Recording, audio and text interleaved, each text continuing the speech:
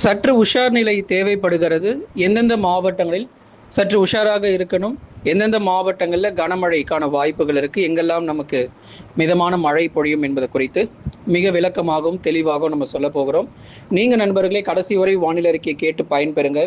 மறக்காமல் லைக் பண்ணுங்கள், சப்ஸ்கிரைப் பண்ணி சப்போர்ட் பண்ணுங்கள், நண்பர்கள் உறவினர்கள் தெரியப்படுத்த ஷேர் பண்ணுங்கள். இனி வரும் நாட்களில் எல்லா நாளுமே நமக்கு மழையும் இருக்க போகிறதில்ல, எல்லா நாளுமே வெயிலுடைய தாக்கமும் இருக்க போகிறதில்ல. ஒரு சில நாட்கள் வெயிலுடைய தாக்கம் அதிகமாக இருந்தாலும் ஒரு சில நாட்கள் கண்டிப்பாக நமக்கு மழை வந்தே தீரணும். இப்போ கடந்த சில நாட்களாக பரவலாக பல்வேறு மாவட்டங்களில் கனமழை கொட்டி தீர்த்திருக்கு. இப்போ மறுபடியும் வெயிலுடைய தாக்கத்திற்குள்ளாக போக தான் போகிறோம். இது எல்லாமே ஒரு குறுகிய காலகட்டங்களில் நடக்கிறதா நம்ம பார்க்குறோம். இப்போது 1/4 மணி நேரம் அல்லது ஒரு அரை மணி நேரத்தில் மழை பதிவாகி ஓய்வு கொடுக்குது. வடகிழக்கு பருவமழைக்கும் இதற்கும் பெரிய வித்தியாசம் இல்லை.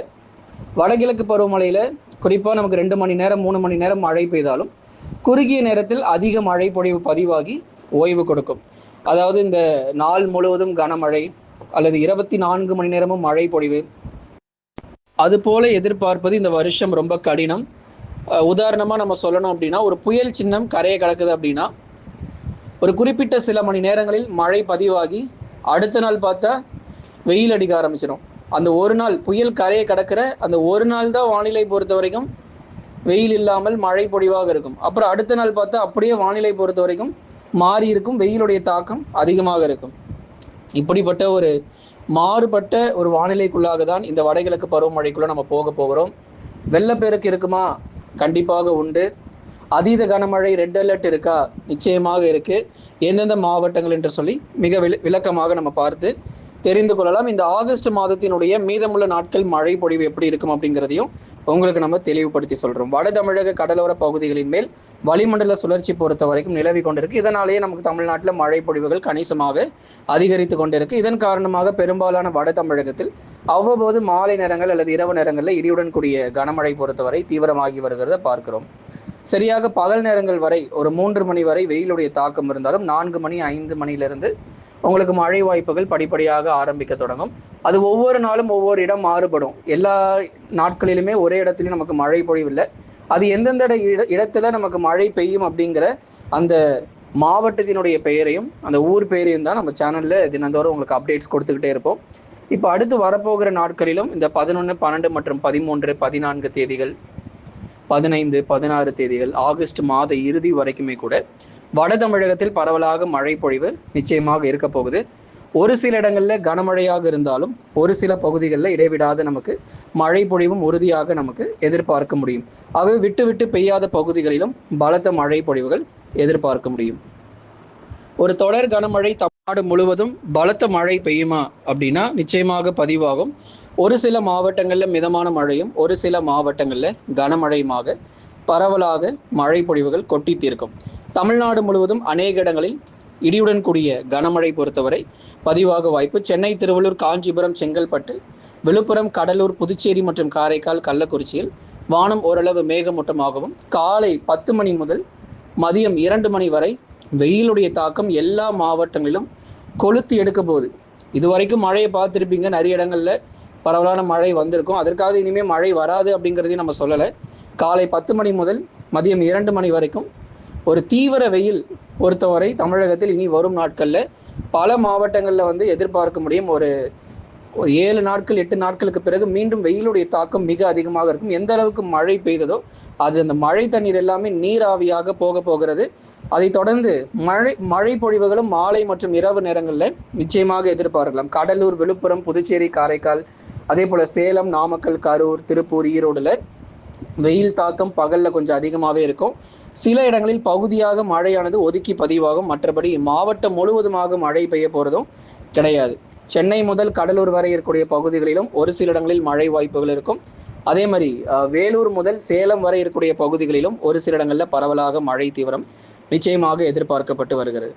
அடுத்ததாக நம்ம பார்க்க போகிறது டெல்டா மற்றும் தென் தமிழகத்தில் பகுதியான மிதமான மழையானது தொடர்ந்து நீடிக்கும். டெல்டா மாவட்டங்களில் தஞ்சை, நாகை, திருவாரூர், அரியலூர், பெரம்பலூர், திருச்சி மற்றும் புதுக்கோட்டை உள்ளிட்ட டெல்டா மாவட்டத்திலும் பகுதியாக ஓரிரு இடங்களில் மிதமான மழை பொழிவுகள் ஆங்காங்கே கணிசமாக எதிர்பார்க்கலாம். மற்றபடி வலுவான கனமழை பொறுத்த வரைக்கும் பெரிதளவில் எங்கேயும் நமக்கு பதிவாக போகிறதும் இல்லை.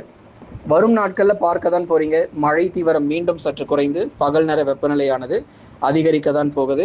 நிறைய மாவட்டங்களில் மழை இல்லாத ஒரு சூழ்நிலை மறுபடியும் உருவாகும். இந்த ஆகஸ்ட் இறுதி வரைக்கும் கணிசமாக விட்டு பரவலாக பகுதியாக மழை ஒதுக்கி பதிவாகும். அதுதான் நம்ம ஏற்கனவே சொன்ன மாதிரி ஒரே மாவட்டத்தில் எல்லா இடங்களிலும் மழை பொழிவு இருக்க போறதில்லை. கொளுத்தும் வெயிலை குறித்து நம்ம பார்த்துடலாம்.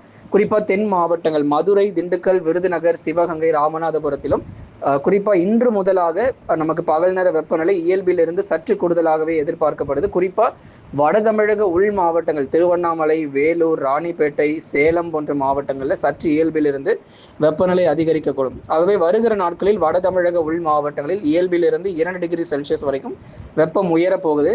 மழை பொழிவுன்னு எடுத்துக்கிட்டோம் அப்படின்னா ஒரு 4-5 மாவட்டங்கள் வரைக்கும் எதிர்பார்க்கலாம். ஒரு 30-40% மழை பொழிவு தமிழகத்தில் பதிவாகிறதுக்கான வாய்ப்பாக அமையக்கூடும். தொடர்ந்து நம்ம பார்க்கலாம் அடுத்தடுத்த நாட்களில் நமக்கு மழை பொழிவு எப்படி இருக்குன்னு சொல்லி. கைவிட்ட தென்மேற்கு பருவமழை, அதாவது தென் தமிழகத்தை பொறுத்தவரை வட தமிழ்நாட்டில் பரவாயில்ல, நல்ல மழை பொழிவு நிறைய இடங்களில் கடந்த சில நாட்களாக பதிவாயிட்டு இருக்கு. இனி வரும் நாட்களிலும் பதிவாகும். இந்த குறைவான மழை பொழிவு தென்மேற்கு பருவமழை பொறுத்த வரைக்கும் கைவிட்ட ஒரு சூழ்நிலை அப்படின்னா அது தென் மாவட்டங்கள் தான். ராமநாதபுரம், தூத்துக்குடி, திருநெல்வேலி போன்ற மாவட்டங்களில் தென்மேற்கு பருவமழை பொறுத்தவரை சரிவர ஒரு பெய்யாத ஒரு நிலைமை, நிறைய இடங்களில் வறட்சி ஏற்பட்டிருக்கு. மழை பெய்தும் அது போதுமானதாக இல்லை. ராமநாதபுரத்தில் மழை பெய்யாமல் கிடையாது, அதே மாதிரி தூத்துக்குடி, திருநெல்வேலியில் மழை இல்லாமல் இல்லை, மழை பெய்திருக்கு. ஆனால் அந்த 2 சென்டிமீட்டர் 3 சென்டிமீட்டர் வைத்து பெரிதாக ஒன்றும் செய்ய போகிறதும் இல்லை. ஏரிகள் குளங்களும் நிரம்ப போகிறதும் இல்லை. ஆகவே இந்த வடகிழக்கு பருவமழை தான் மிக ஒரு முக்கியமான ஒரு மழை ஆதாரமாக தென் தமிழகத்திற்கு பார்க்கப்படுது. ஒன்றும் பிரச்சனை இல்லைங்க. இப்போ இருக்கக்கூடிய எல்லா ஏரிகள் குளங்களை தூர்வாரி சரியாக வைத்து கொண்டோம் அப்படின்னா கண்டிப்பாக இந்த வடகிழக்கு பருவமழையிலேருந்து எவ்வளோ பெரிய வெள்ளப்பெருக்கு வந்தாலும் நம்ம தப்பிக்க முடியும். ஆனால் ஏரிகள் குளங்கள் சரியாக பராமரிக்கலை அப்படின்னா நிச்சயமாக தென் தமிழகம் வெள்ளத்தில் மூழ்கும். மீண்டும் அடுத்த வருஷம் ஏப்ரல், மே, ஜூன் மாதத்தில் வறட்சியில் தத்தளிக்கும். தென் தமிழகத்தில் பெரும்பாலான இடங்களில் தென்மேற்கு பருவமழை பற்றாக்குறையாகவே இருக்கு. வடகிழக்கு பருவமழை நிச்சயம் இந்த மழை பற்றாக்குறையை பூர்த்தி செய்யும்.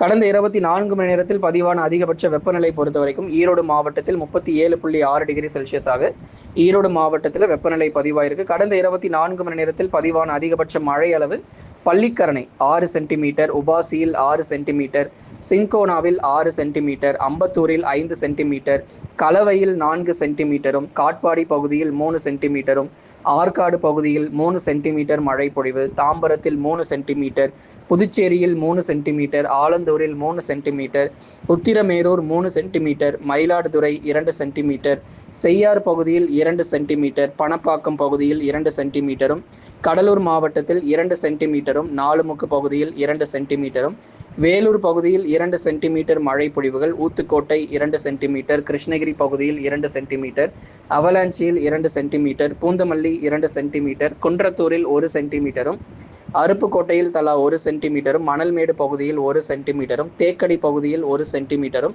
சீர்காழி பகுதியில் 1 சென்டிமீட்டர், குழித்துறை பகுதியில் 1 சென்டிமீட்டர், ஜெயங்கொண்டம் பகுதியில் 1 சென்டிமீட்டரும், கிருஷ்ணராயபுரத்தில் தலா 1 சென்டிமீட்டர் மழை பொழிவும் பதிவாகியிருக்கிறது. இனி அடுத்தடுத்து வரக்கூடிய நேரங்கள் மற்றும் நாட்களிலும் இந்த மழை பொழிவு தொடர்ந்து இருக்க போகுது. ஆனால் இந்த அளவுக்கு அடுத்து வரக்கூடிய இன்று மற்றும் நாளை மழை இருக்குமானா 50% குறைஞ்சிரும். இவ்வளவு பகுதிகளில் மழை இருக்காது. குறிப்பிட்ட ஒரு 5-6 மாவட்டங்கள் மட்டுமே நமக்கு மழை இருக்கும். ஒரு 10 ஊர் சொல்லலாம். அந்த அளவுக்கு தான் மழை பொழிவும் அடுத்து வருகிற நாட்களிலும் இருக்க போகுது. நண்பர்களே, லைக் பண்ணுங்க, மறக்காம சப்ஸ்கிரைப் பண்ணி தொடர்ந்து சப்போர்ட் பண்ணி பாருங்க.